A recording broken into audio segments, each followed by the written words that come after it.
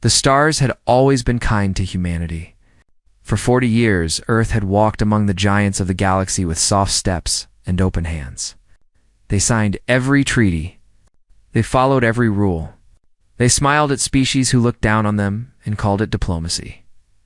Admiral Jinho Park had believed in that peace. He had spent 30 years in service, and in all that time, he had fired his weapons only twice.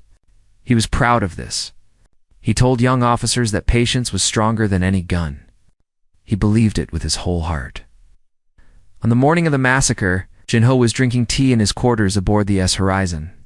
His fleet floated near the border of human space, running standard patrols. It was quiet. It was peaceful. It was the last peaceful morning of his life. The Veleth Empire had requested a cultural exchange with the human colony on Kepler 4 to be. The colony was home to 2.3 million people. Farmers, teachers, doctors, children. They had built their homes on a green world far from Earth. They had made it beautiful. The Veleth arrived with 15 warships. The colonists welcomed them with music and food. They had nothing to fear. The Veleth were part of the Galactic Accord, and the Accord meant peace. The first shots came without warning. Veleth warships turned their weapons on the cities below. Plasma fire rained from the sky like burning rain. Buildings melted. Streets turned to rivers of glass. People ran, but there was nowhere to run. The Veleth had positioned their ships to block every escape route. Shuttles trying to flee were shot down before they could reach orbit. It took 6 hours to kill 2.3 million people. The Veleth recorded everything. They broadcast the massacre across the galaxy so that every species could see. This was their message. Humans were weak. Humans were prey. Humans could be killed without consequence. Admiral Jinho received the distress signal 3 hours into the massacre. His fleet was 2 days away at maximum speed. He ordered his ships to push their engines beyond safe limits. Some of his crew wept. Some prayed. Jinho stood on the bridge and watched the clock count down the hours. They arrived too late. Jinho looked out at what remained of Kepler 4 to be. The green world was now brown and black. Smoke rose from every continent. Debris floated in orbit. Bodies drifted among the wreckage of civilian ships. He saw the body of a child pressed against a shuttle window. Her eyes were still open. Jinho did not speak. He could not speak. He simply stood there as his crew worked in silence, collecting the dead and recording evidence of what had happened. In 30 years of service, he had never felt hatred. Now it burned in his chest like a cold fire. On Earth, Dr. Unabek watched the broadcast from her research station in Sol orbit. She was a scientist who studied alien biology. She had always believed that understanding between species was possible. She had written papers about cooperation and mutual respect. Her younger brother Junho had moved to Kepler 4 to be. 3 years ago, he was a teacher. He sent her messages every week, telling her about his students and the beautiful sunsets on his new world. Yuna watched the cities burn. She watched the schools collapse. She watched until the broadcast ended. Then she fell to her knees and screamed until her voice broke. Across Earth, the same scene played out millions of times. Everyone knew someone on Kepler 4 to be. Everyone had lost someone. The Galactic Court held an emergency meeting. 12 species gathered to discuss the massacre. They expressed deep concern. They offered their sympathies. They urged all parties toward peaceful dialogue. Then they did nothing. The Veleth Empire faced no sanctions, no punishment, no consequences. The Accord released a statement calling the massacre regrettable and encouraging humanity to seek diplomatic solutions. Prime Minister Sora Han read the statement in her office. She was known as a calm woman, a patient woman, a woman who believed in peace above all things. She had spent her career building bridges with alien species. She put down the statement and looked out her window at the earth below. Somewhere down there, parents were telling their children that they would never see their relatives again. Somewhere down there, people were crying for justice that would never come. Sora had believed in the Accord. She had trusted the galaxy to protect her people. That trust was now ash. Just like the cities of Kepler-44b, General Taeyeon-ru entered her office without knocking. He was the head of Earth's military, and he had warned against trusting the Accord for 20 years. No one had listened. Now everyone would. He placed a folder on her desk. It was marked with a single word. Prometheus Soar looked at the folder. She knew what it contained. Weapons humanity had been forbidden to develop. Technology they had hidden from the galaxy for decades. Plans that would turn Earth from a peaceful member of the galactic community into something else entirely. She thought of the child's face pressed against the shuttle window. She thought of 2.3 million names that would never be spoken again. She thought of her own daughter, sleeping safely in their home, and how easily that safety could be taken away. Sora opened the folder in orbit. Admiral Ginho Park gave the order to bring the bodies home. Every single one. It would take months. He did not care. These were his people, and they would not be left floating in the dark as his crew worked. Ginho received a message from Earth. It was from the Prime Minister herself. It contained only 3 words: prepare for war. Ginho read the message twice.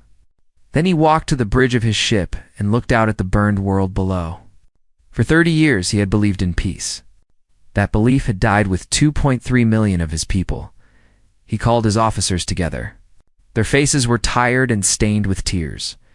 They looked at him with eyes that begged for guidance, for hope, for something to hold on to. Ginho gave them something else. He gave them purpose. He said they would remember every name. They would carry every death. And when the time came, it would make the galaxy understand what it meant to hurt humanity. The stars had been kind for 40 years. They would not be kind again. 1 week after the massacre, Earth was silent. The streets were empty. The factories were closed. Every screen on the planet showed the same thing: a list of names, scrolling endlessly. 2.3 million names? It would take 11 days for the list to complete. People stood in their homes and watched the names go by. They did not speak. They did not eat. They simply watched and remembered. Then the silence ended, and what replaced it was rage. Hannah Cho was a journalist. She had spent her career covering peaceful stories, scientific discoveries, cultural celebrations, the small joys of human life among the stars. Her parents had retired to Kepler-44 to be 2 years ago. They said the sunsets there were beautiful. Hannah stood in front of her camera and spoke to the world. Her voice was steady, but her hand shook. She said that her parents were dead. She said that justice would not come from the Galactic Accord. She said that humanity had been kind for 40 years, and kindness had been repaid with fire. Her broadcast was watched by 8 billion people. When she finished speaking, the rage that had been building in silence finally found its voice. Protests filled every city on Earth, not protests for peace. Protests for action, for justice, for blood. Signs carried the names of the dead. Voices chanted for war. The world had been patient for 40 years. The world was done being patient. Prime Minister Sorohan watched the protests from her office. She had not slept in days. The folder marked Prometheus sat open on her desk, filled with reports and blueprints and terrible possibilities. General Taeyeon-ru stood beside her. He had prepared for this moment his entire career. While others believed in peace, he had built secret facilities and trained hidden armies. He had been called paranoid. He had been called a warmonger. Now he was called necessary. Sora asked him if humanity could win a war against the Valith Empire. Taeyeon said that winning was not the question. Survival was the question. And survival required becoming something the galaxy had never seen. Sora closed her eyes. When she opened them, the woman who believed in peace was gone. In her place was something harder, something colder, something that would do whatever was necessary. She walked to the United Earth Assembly. Every leader of every nation waited for her. The gallery was filled with citizens who had traveled from across the world to hear her speak. Cameras broadcast her image to every human settlement in the galaxy. Soared at the podium and looked at her people. She saw grief. She saw anger. She saw a hunger for something she was about to give them. She spoke of 40 years. 40 years of following rules made by others. 40 years of accepting insults with smiles. 40 years of dismantling weapons because the Accord said humans were too dangerous to be armed.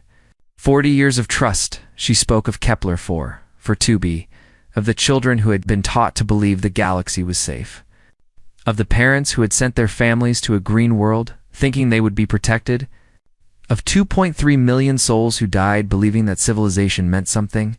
Then her voice changed. It became quiet. It became cold. It became something that made even the generals in the room feel fear. She said that humanity was done. Done following rules that only they obeyed. Done trusting species who watched them burn. Done being civilized in a galaxy that rewarded only strength. Earth formally withdrew from the Galactic Accord. Every treaty was canceled. Every agreement was void.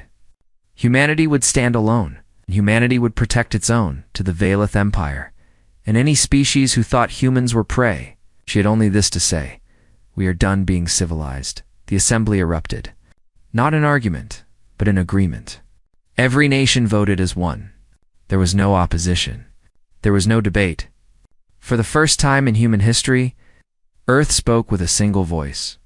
Ambassador Jihoshin was given the task of delivering the message to the Galactic Accord in person. He had served as Earth's representative for 15 years. He had shaken hands with aliens who now celebrated the deaths of his people. He had smiled at species who called humans primitive behind closed doors. Giho walked into the Accord chambers for the last time. 12 species watched him approach. Some looked curious. Some looked amused. The Veleth delegation sat in the front row, their sharp teeth visible in what might have been smiles. Jiho read the declaration. His voice did not shake. When he finished, he placed the document on the central table and turned to leave. A Veleth diplomat called out to him. The alien said that humans were paper predators. Loud but harmless. The galaxy had nothing to fear from a species that could not even protect its own colonies. Jiho stopped walking. He turned slowly. The chamber fell silent. He looked at the Veleth diplomat and spoke softly. He said that the Veleth had made a mistake that could not be undone. He said they should pray to whatever gods they believed in, because humanity's gods would not be merciful. Then he walked out of the chamber. He never looked back. On Earth, General Taeyun activated Project Prometheus. Facilities that had been hidden for decades opened their doors. Scientists who had worked in secret finally revealed their creations. Weapons that the Accord had forbidden.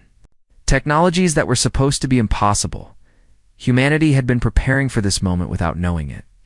They had smiled and signed treaties while building something terrible in the shadows. Not because they wanted war, but because some part of them had always known that peace was borrowed, not given. The factories began to change. Assembly lines that had produced cars now produced warships. Universities became research centers for weapons development. Young people who had planned to be artists and teachers lined up to join the military. Hannah Cho continued her broadcasts. She showed the world what humanity was becoming. She showed the new ships being built.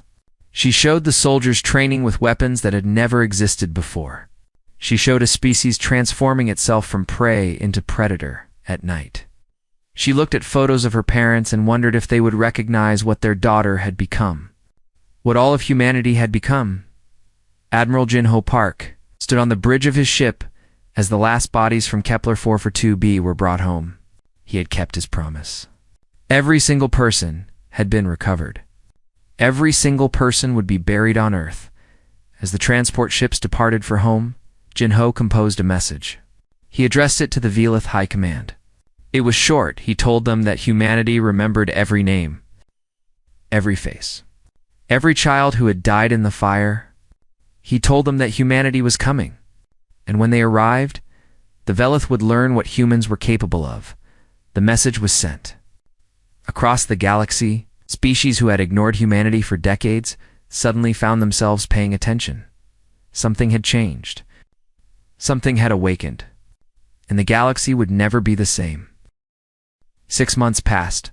The galaxy waited for humanity to collapse. Every species knew the pattern. Small civilizations that left the galactic accord fell into chaos. Their economies failed. Their governments crumbled. They came crawling back within a year, begging for forgiveness. The Velith High Command was patient.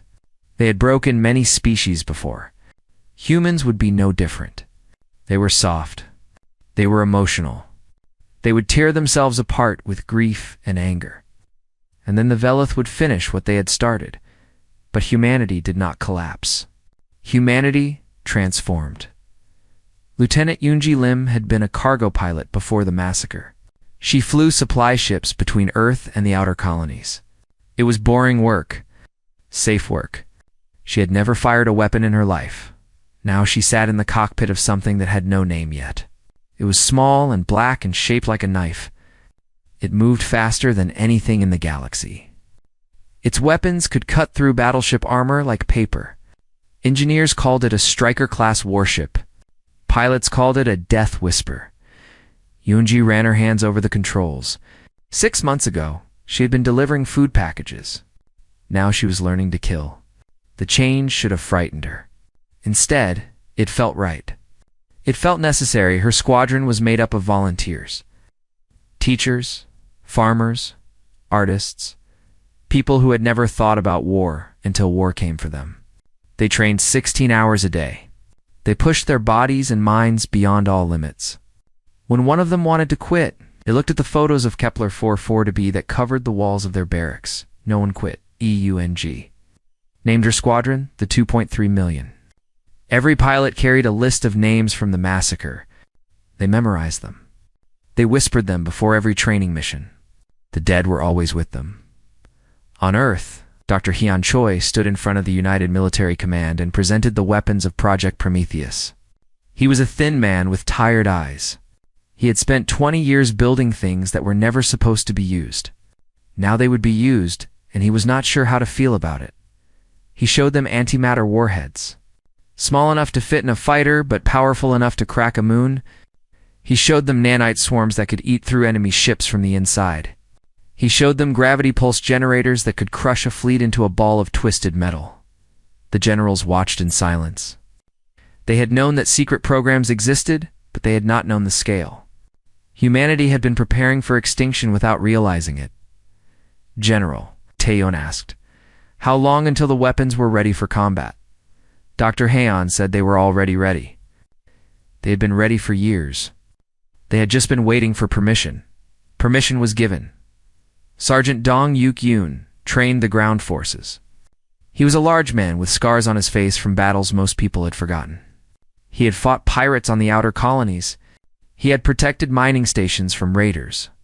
He knew what it meant to fight when no one was coming to save you. His soldiers were called Reapers. They wore black armor that made them invisible to sensors.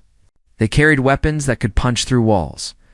They trained in environments that would kill normal humans. Extreme heat. Extreme cold. No gravity. Dong Hyuk pushed them until they broke. Then he put them back together and pushed them again. He told them that the Velith were stronger and faster than humans. The only way to beat them was to be harder, more ruthless, more willing to die. His soldiers listened. They became something that did not exist before. Human weapons. The Velith sent scout ships to probe human space. They expected to find chaos. Refugees fleeing. Defenses crumbling. Easy targets. They found something else. The first scout group encountered a minefield that had not existed 6 months ago. The mines were smart. They waited until the scouts were deep inside the field before activating. 3 ships were destroyed in seconds. The 4th tried to flee and ran into a second minefield. The second scout group found a human patrol. 5 small ships against 1 Velith cruiser. The Velith captain laughed and ordered his weapons to fire. The human ships moved like nothing the Velith had ever seen. They dodged plasma fire with impossible speed. They slipped through gaps in the cruiser's defenses. They attached something to the hull and then flew away. The Velith captain had 3 seconds to wonder what had happened before. His ship was eaten from the inside by machines too. Small to see, the 3rd scout group simply vanished. No distress signal. No debris, nothing. They entered human space and never came out. The Velith High Command reviewed the reports. They dismissed them as accidents, malfunctions, bad luck. Humans were weak. Everyone knew this. A few lost scouts meant nothing. They were wrong. Admiral Jinho Park watched the scout encounters from his command ship. His fleet had grown. New ships arrived every week, fresh from the factories of Earth.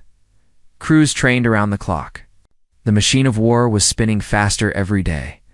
Ginho sent a message to the Velith homeworld. It was simple. He told them that humanity remembered. He told them that humanity was coming. He did not say when. He did not say how. He let them wonder. The message was meant to create fear. For the first time, Velith citizens began to ask questions. Why had they attacked the humans? What if the humans fought back? What if the humans won? The Velith government silenced these questions quickly. But the fear remained. It grew in the dark places where governments could not reach. Dr. Unibeek worked in a different kind of laboratory now. She no longer studied alien biology for understanding. She studied it for weakness. Every species had vulnerabilities, pressure points, things that could hurt them. She found many things that could hurt the Velith. Yuna worked with cold focus. She did not cry anymore. She had no tears left. She had only purpose. Her brother had died believing in peace. She would not make the same mistake. Across human space, the same transformation happened. Scientists became weapons designers. Doctors became combat medics. Artists became propaganda makers. Every skill was turned toward a single goal. The galaxy had made a mistake. They had looked at humanity and seen sheep, soft creatures that followed rules and avoided conflict. They had not looked closely enough. Sheep were what humans pretended to be. Wolves were what humans actually were. Lieutenant Yunji completed her training. Her squadron was declared combat ready. She sat in her striker and looked at the stars. Somewhere out there, the Velith were waiting. They thought they were safe. They thought they had won. They were about to learn otherwise. Admiral Jinho gave the order. The fleet began to move. Not toward the Velith border. Not yet. They moved to hidden positions throughout the galaxy, waiting, preparing, building the trap that would spring when the time was right. The awakening was complete. Humanity had become something new, something the galaxy had never seen before. And now it was time for the reckoning. 1 year after the massacre, humanity struck. The Velith expected a frontal assault. They had positioned their best fleets at the border, ready to crush the weak humans who dared to challenge them. Their admirals were confident. Their soldiers were eager. They would teach humanity its final lesson. But the attack did not come from the border. Nari Song was an intelligence officer. She had spent the past year living in the shadows, cracking codes and mapping enemy territory. She knew every Velith supply route, every fuel depot, every communication relay. Every weakness, she gave Admiral Jinho Park 17 targets. 17 places where the Velith were vulnerable. 17 keys that would unlock their destruction. Jinho looked at the targets and smiled. It was not a happy smile. It was the smile of a man who had waited a long time for this moment. At midnight, Earth time, human fleets appeared simultaneously at all 17 locations. They came out of hiding like ghosts. No warning, no announcement. Just silent ships emerging from the darkness. The Velith fuel depot at Station Corvin was the largest in their empire. It supplied half their military fleet. It was guarded by 50 warships and 10,000 soldiers. The human fleet arrived with 100 ships and weapons that should not exist. Captain Minho Kong commanded the ESS Vengeance. It was a dreadnought-class warship, the largest ever built by human hands. Its hull was black. Its weapons glowed with contained fire. It moved through space like a predator stalking prey. Minho had been a young officer on the ESS. Horizon, the day of the massacre, he had helped collect the bodies of children from the wreckage. He had carried them to the transport ships and tried not to look at their faces, Now he gave the order to fire. The Velith ships were not prepared. They expected enemies who followed rules, enemies who announced themselves, enemies who gave warnings and demanded surrender. Humans gave no warnings. Humans demanded nothing. Antimatter warheads tore through Velith formations. Ships that had taken years to build were destroyed in seconds. Crews that had trained for decades died without understanding what had hit them. The fuel depot exploded. A chain reaction spread through the storage tanks, each explosion feeding the next. The light was visible from 3 star systems away, at the Velith shipyards of Draven Prime. Lieutenant Yunji Lim led her squadron into battle. 12 Striker-class ships against 200 enemy fighters. The odds were impossible. Yunji smiled. Impossible was where humans did their best work. Her ships moved in patterns the Velith could not predict. They used the shipyard's own structures as cover, weaving between half-built warships and fuel lines. Velith fighters tried to follow. They crashed into walls. They shot each other in the confusion. They died screaming. Yunji lost for pilots. She mourned them.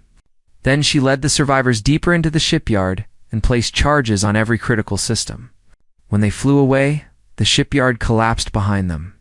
2 years of Velith construction work vanished in fire at Communication Relay 7.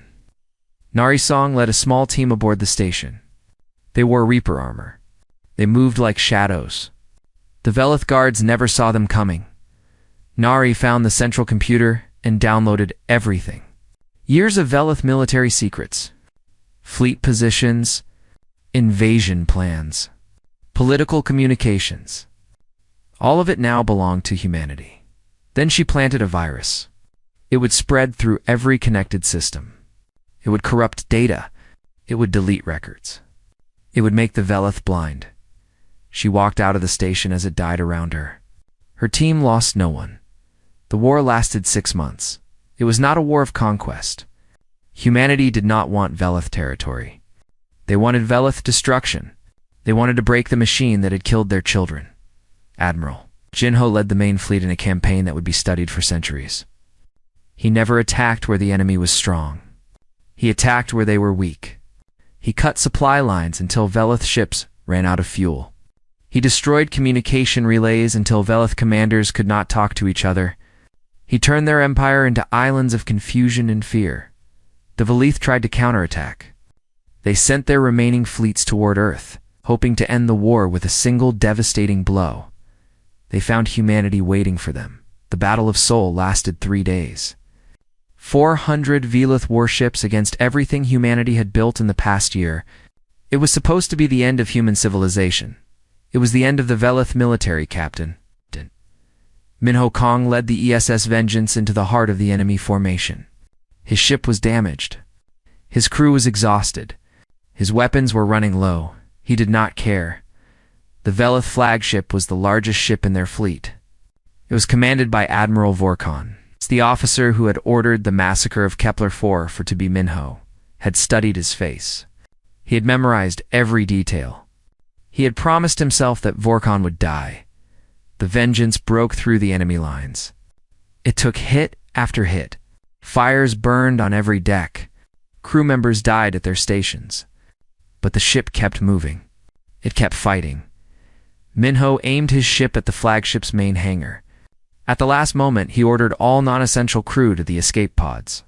Then he pushed the engines to maximum. The Vengeance crashed into the Velith flagship. The impact was tremendous. Both ships shattered. Explosions ripped through the wreckage. Admiral Vorkon died in his command chair.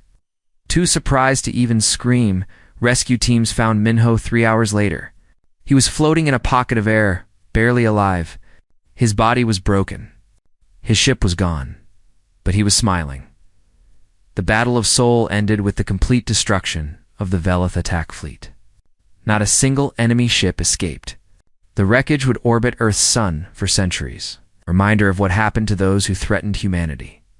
The Galactic Accord called for a ceasefire. They sent diplomats with messages of peace. They promised to mediate. They offered to help find a solution that worked for everyone. Earth's response was silence. Lieutenant Yunji. Lim flew her final combat mission 3 weeks after the Battle of Seoul. Her target was at Velith military base on a moon called Sereth. It was the last significant enemy force in the region. Her squadron had 8 ships left. She had lost friends. She had lost Wingman. She had lost pieces of herself that would never come back. She did not regret any of it. The attack was quick and brutal. Human ships swept over the base like a storm. Buildings exploded. Defenses crumbled. Soldiers, who had once thought themselves invincible, ran in terror. When it was over, Youngji flew low over the destruction. She opened a channel and broadcast a single message to any Velith who could hear. She said the names of the dead. All 2.3 million of them. It took hours. She read every name while circling the burning base, making sure the enemy heard every syllable. When she finished, she flew home. The war for her was over, but for the Velith, the reckoning was just beginning. 3 years after the declaration, the war was over. The Velith Empire surrendered on a cold morning in their capital city. Their leaders stood in chains before Admiral Jinho Park, their heads bowed, their pride shattered. Behind them, the sky was filled with human warships, thousands of them. More than enough to end their civilization forever, the Velith people watched from their homes. They expected death. Their species had shown no mercy to Kepler-44b. They assumed humans would show no mercy in return. Parents held their children and waited for the fire to fall, but the fire did not fall. Admiral Ginho stepped forward and read the terms of surrender. His voice was calm and clear. Every word was broadcast across the planet and beyond. The Velith military would be completely dismantled. Every warship would be destroyed. Every weapon would be melted down. Every soldier would return home and never carry arms again. The Velith government would hand over every officer who had participated in the massacre. Every commander who gave orders, every pilot who fired weapons, every official who approved the attack. They would face trial before a human court. Justice would be served. The Velith people would pay reparations. Not money. Money was meaningless. They would send workers to rebuild what they had destroyed. For 50 years, Velith engineers would work to make Kepler-44b green again, but there would be no genocide, no revenge killings, no extinction. An elderly Velith stepped forward from the crowd. His scales were gray with age. His eyes were filled with confusion. He asked why. After everything his people had done, why would humans show mercy? Ginho looked at the old alien for a long moment. Then he answered. He said that humans could have destroyed the Velith homeworld. They had the weapons. They had the power.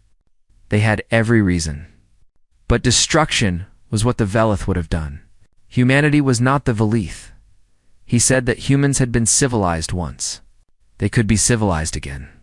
But the galaxy should never forget what they became when they had to. The next species that touched human children would not receive mercy. They would receive extinction. The old Velith bowed his head. He understood. The trials began 1 month later. 47 Velith officers were found guilty of crimes against humanity. They were executed quickly and without ceremony. Their names were erased from Velith history. They became nothing. Admiral Vorkan, who had died in the Battle of Seoul, was tried in absence. His family was not punished. His children were allowed to live normal lives. Humans did not believe in blood guilt. Only those who committed crimes would pay for them. Prime Minister Sorahan addressed the galaxy from the rebuilt city of New Seoul. Her hair had turned gray during the war. Her face showed lines that had not been there before. She looked like someone who had carried the weight of worlds. She spoke of what humanity had learned. They had learned that peace was not given. It was built. It was defended. It was earned through strength as much as kindness. She spoke of what humanity would become. Protectors, guardians, a species that built and healed and explored, but also a species that would never again let its children burn. She invited the Galactic Accord to work with humanity on new terms, not as masters and servants, not as superiors and inferiors, As equals who understood that rules meant nothing without enforcement, the Accord accepted. They had no choice. The species that had laughed at humans now needed them. Dr. Unibeek traveled to Kepler-4 for 2b, before the dedication ceremony. The planet was still scarred. It would take decades for the damage to heal fully. But the work had begun. Where cities had burned, gardens now grew. Where schools had collapsed, new schools were being built. Where millions had died, a memorial stretched across an entire continent. Obsidian walls carved with names, 2.3 million names. Every single one. Una found her brother's name on the wall. She touched the carved letters with trembling fingers. She had not cried in years. Now the tears came, and she let them fall.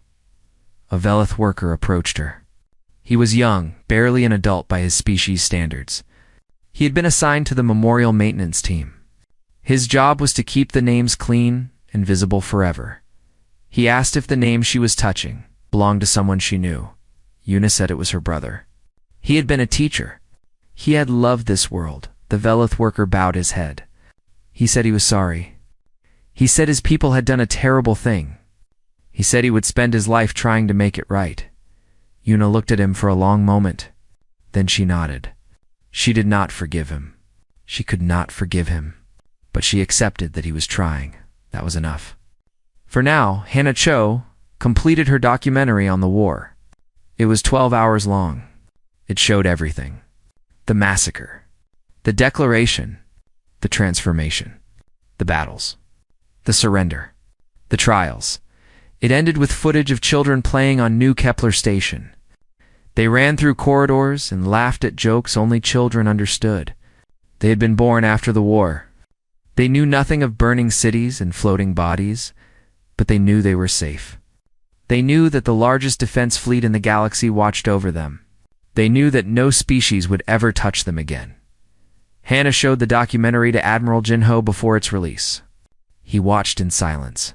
When it ended, he asked if she had included everything. Hannah said she had included the truth. All of it. The good and the bad.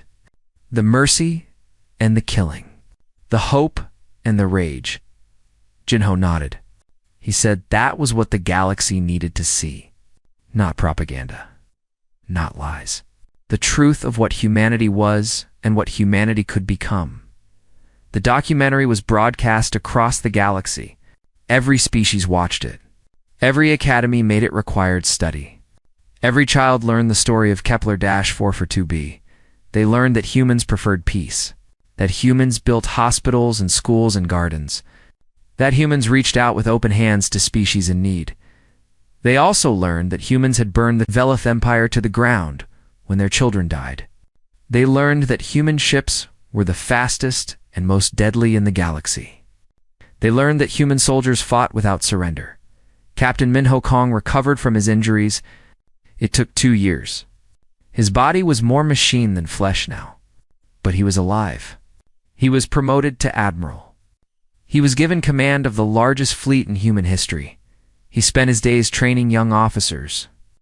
He told them stories of the war. He told them about the friends he had lost. He told them about the price of being unprepared, and he told them about mercy.